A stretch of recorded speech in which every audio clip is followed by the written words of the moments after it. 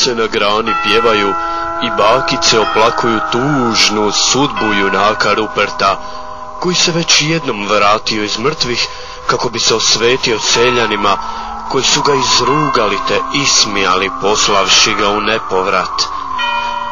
Ali kako je sam đavo bio nezadovoljan ishodom, poslao je Ruperta nazad među žive, kako bi osveta bila potpuna, a Rupertov boravak u paklu vječan, jer nije krjeposno živio svoj život.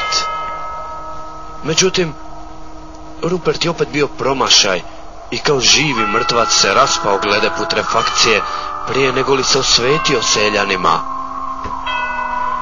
Sada Rupert stoji na vratima pakla i tu ga dočeka demon.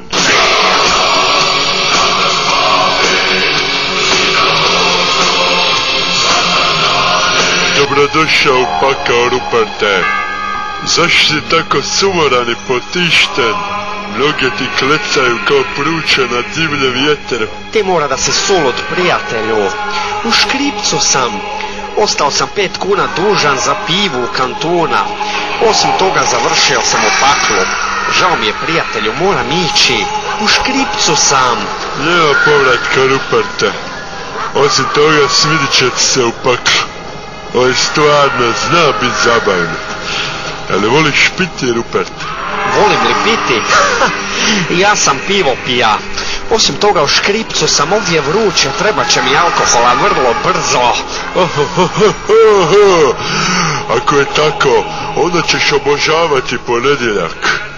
Ponedjeljkom samo pijemo viski, vino, tekila, sambuka, pivo, mlako, hladno, toplo, pijemo koliko možemo. A onda povratimo, pa opet pijemo. Pa to je odlično, prijatelju. Odlično. Hoćeš li pojesti što? Ćevapi? Mali, veliki, veliki, mali? Može porciju malih. Veliki? Mali. Veliki? Mali. 2 porcije ćevapa veliki. Hoćeš popiti što? Pivo? Može. Toplo, hladno? Hladno, moliću. Toplo? Hladno. 2 porcije ćevapa veliki i pivo toplo. Ti si budala. Hoću jedno hladno pivo i porciju ćevapa, neka budu mali neka budu.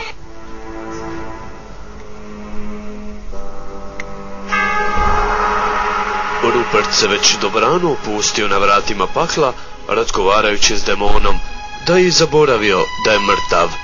Jesi li pušač, Ruperte? Naravno, trebala bi mi jedna cigareta. Odlično. Onda ćeš voliti utorak. Utorkom dobijamo najfinije cigare iz cijelog svijeta i rasturamo pluća. Ako i dobijemo rak, nema problema. Mrtav si, jel tak?